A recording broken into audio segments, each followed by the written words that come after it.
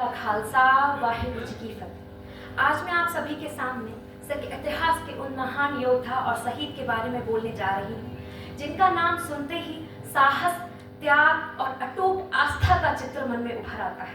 भाई तारू सिंह जी।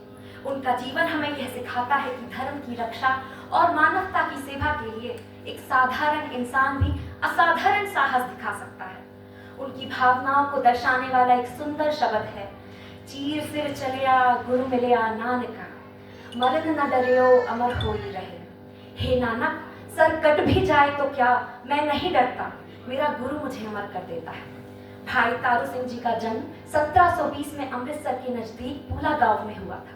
वे बचपन से ही सेवा भाव, दया और सच्चाई के प्रतीक थे। उनका परिवार भले ही साधारण था, पर दिल बहुत बड़ा था। अत्याचारों के उस समय में जब सिखों को जंगलों और कंदराओं में छुपकर रहना पड़ता था, तब भाई तारू सिंह जी और उनकी माता जी रात रात भर जागकर भूखे सिखों के लिए खाना बनाते थे, घायलों की मरहम पट्टी करते थे और उन्हें सुरक्षित आश्रय प्रदान करते थे। भाई तारू सिंह जी के घर को उस समय सिखों का पनाहगाह भी कहा जाता था।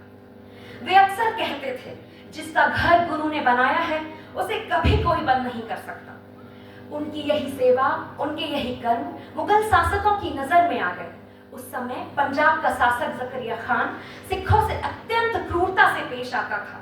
जब उसे पता चला कि एक युवा सिख इतने साहस के साथ खालसा पंथ की सहायता कर रहा है, तो उन्होंने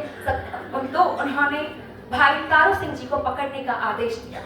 उन्हें बंदी बनाकर दरबार में लाया गया और कहा गया, अपने केस कटवा दो, सिक्खी छोड़ दो और हमारे शासन को स्वीकार करें। पर भाई साहिब की आस्था अटल थी। उन्होंने दृढ़ स्वर में उत्तर दिया, मेरे केश मेरी पहचान है, मेरा गर्व है, गुरु साहिब की देन है। मैं अपना सर दे सकता हूं पर सिक्खी नहीं छोड़ूंगा। यह सुनकर जकरिया खान क्रोधित उठा, क्योंकि उसने ऐसी निडरता पहले कभी नहीं देखी। इसके बाद जो हुआ वह मानव इतिहास की सबसे क्रूर घटनाओं में से एक है।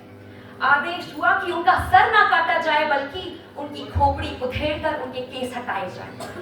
पर कहते हैं, जब जल्लाद उनकी खोपड़ी उधेड़ रहा था, तब भी भाई तारू सिंह जी के होठों पर सिर्फ एक ही शब्द था, वाहिगुरु वाहिगुरु वाहिगुरु। उनका धैर्य, उनकी शांति और उनका विश्वास वहां मौजूद हर व्यक्ति को हिला गया।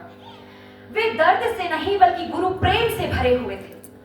उस अमानवीय यातना के बाद भाई तारू सिंह जी को अन्य सिखों ने अत्यंत सावधानी से संभाला।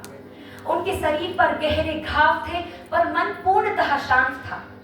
जब उन्हें वापस कारागार ले जाया जा रहा था, तब भाई तारू सिंह जी ने जकरिया खान से केवल इतना कहा, जिस पीड़ा से आज तुमने मुझे गुजारा है, तुम्हें भी उसी पीड़ा से गुजरना पड़ेगा। कहते हैं यह कोई क्रोध भरा श्राप नहीं था, बल्कि एक सत्य वाणी थी। और इसके कुछ समय बाद ही जकरिया खान एक गंभीर बीमारी से ग्रस्त हो गया। उसे असहनीय पीड़ा और जलन होने लगी और वह मूत्र त्याग नहीं कर पा रहा। कई वैद्य और हकीम बुलाए गए, पर कोई भी उसे राहत नहीं दिला सका। वह दिन रात तड़पता रहा और अंततः 22 दिन बाद उस असहनीय पीड़ा के कारण उसकी मृत्यु हो गई। उधर भाई तारू सिंह जी को जब जेल में रखा गया, उनकी हालत गंभीर थी, फिर भी उनका जप बंद नहीं हुआ। वे लगातार वाहिगुरु जी का नाम जपते रहे और गुरु जी की कृपा से उन्हें कुछ समय बाद शांति मिली और सन 1745 में उन्होंने अपने प्राण त्याग दिए।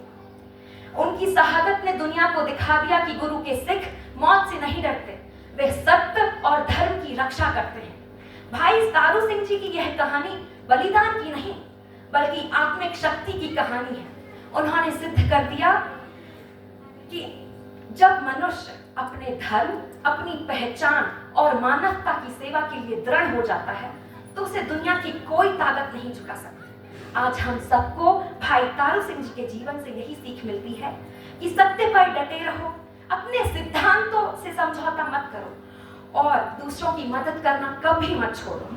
उनके जीवन का हर क्षण हमें प्रेरित करता है कि साहस, दया और विश्वास का मार्ग हमेशा महानता की ओर ले जाता है।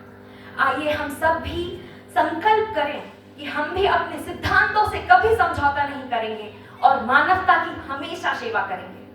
धन्यवाद। वाहिगुरु जी का खालसा, वाहिगुरु जी की फतेह।